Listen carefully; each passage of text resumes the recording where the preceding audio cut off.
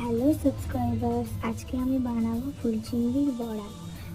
প্রথমে ফুল চিংড়িগুলো ভালোভাবে ধুয়ে পরিষ্কার করে নিয়েছি। তারপরে নিয়েছি পেঁয়াজ কুচি, টমেটো কুচি আর আদা রসুন বাটা।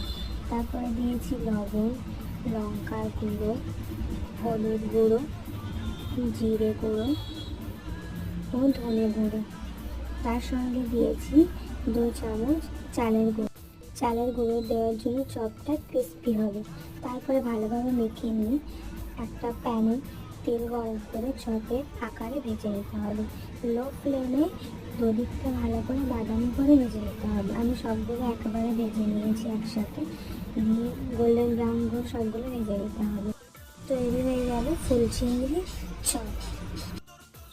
আমি তো এটাকে ফুল চিংড়ি বলি, আপনারা কি বলেন আমাকে জানাবেন। ভিডিওটি ভালো লাগলে লাইক করবেন এবং আমার চ্যানেলটি সাবস্ক্রাইব করবেন। টাটা।